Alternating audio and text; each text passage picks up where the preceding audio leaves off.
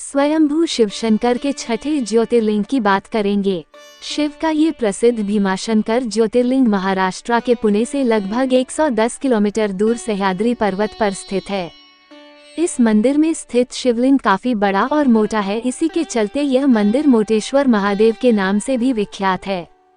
इसकी स्थापना के पीछे भी एक पौराणिक कथा जिसका वर्णन हम यहाँ कर रहे हैं। इस ज्योतिर्लिंग का वर्णन शिव पुराण में किया गया है।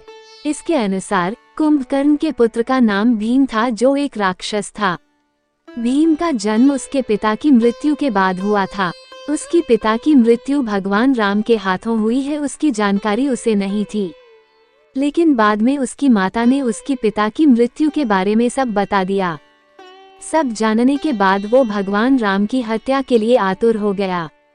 वो हर हाल में राम जी को मारना चाहता था।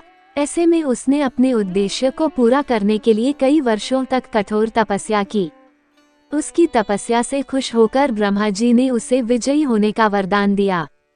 जैसे ही उसे वरदान मिला, वो राक्षस तानाशाह यानी निरंकुश हो गया। वो मनुष्यों के साथ साथ सभी देवी देवताओं को भी डराने लगा और सभी उससे भयभीत रहने लगे। उसके आतंक की चर्चा हर ओर होने लगी। युद्ध के दौरान उसने देवताओं का हराना शुरू कर दिया।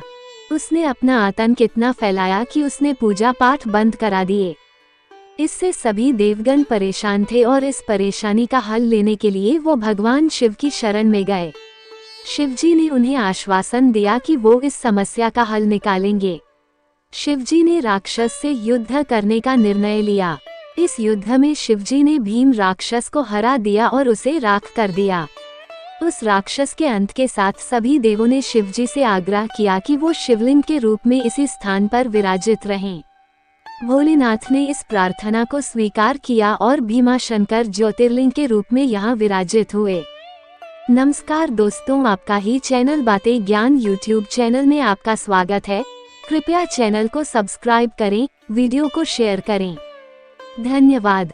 दोस्तों, तो आइए आज जानते हैं भीमाशंकर ज्योतिर्लिंग की महिमा का वर्णन। तो मन में श्रद्धा भाव रखकर इस भीमाशंकर ज्योतिर्लिंग की कथा सुनो। पूर्व काल में एक शक्तिशाली और महाबली दानव हुआ करता था, जिसका नाम भीम था। ये राक्षस भीम लोगों को बहुत परेशानी देता और धर्म का नष्ट करता। करकती नाम की एक राक्षसी को देख रावण के भाई कुंभकर्ण ने उसके साथ बलात्कार किया और लंका भाग गया। उसे अभिमान नाम का राक्षस करकटी के गर्भ से जन्मा।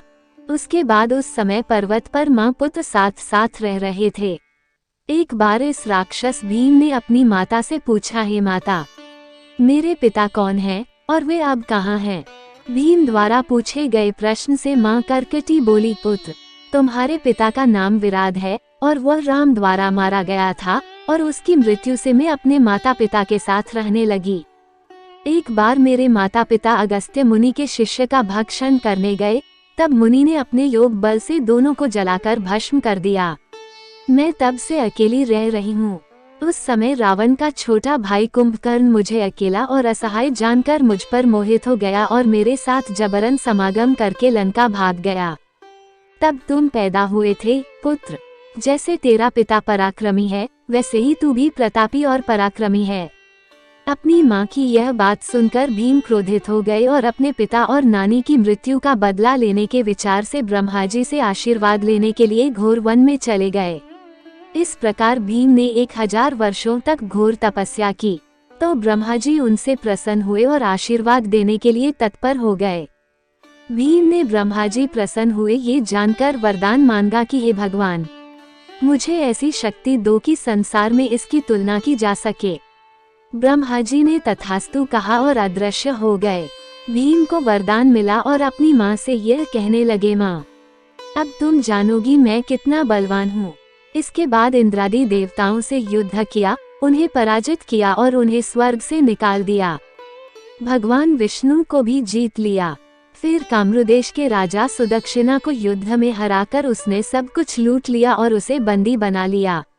इस राजा की पत्नी भी शिव की भक्त थी। सुदक्षिण नाम के इस राजा की पत्नी ने शिव की पूजा की और शिव का ध्यान करने लगी। जब राजा और रानी की भक्ति से भगवान शिव प्रसन्न हुए, तो सुदक्षिणा राजा ने शिवजी से भीम नामक राक्षस को नष्ट करने की प्रार्थना की। शिव ने कहा कि मैं उस अभिमानी भीम को नष्ट कर दूंगा। अब उस समय सुदक्षिणा को शिव पूजन करते देख उसका एक राक्षस भीम के पास गया और उससे बात की। वो हाथ में तलवार लेकर राजा को मारने आया था। उस समय भगवान शिव प्रकट हुए और उनकी तलवार को टुकड़े टुकड़े कर दिया। फिर भीम ने त्रिशूल फेंका। उस समय शिवजी ने त्रिशूल को भी 2 टुकड़ों में काट दिया था। उसी समय नारद जी वहां आए और भगवान को कहने लगे, भगवान, इस राक्षस को तुरंत नष्ट कर दे। और शिवजी ने एक भयानक दहाड़ लगाई। इस गर्जना के साथ आग शुरू हो गई और भीम और उनके सभी राक्षस जलकर राख हो गए। भीम के विनाश से देवताओं और ऋषियों में प्रसन्नता छा गई और वे सभी शिवजी की स्तुति करने लगे। फिर सभी ने शिवजी से निवेदन किया, हे प्रभु, आप यहीं स्थिर हो जाइए।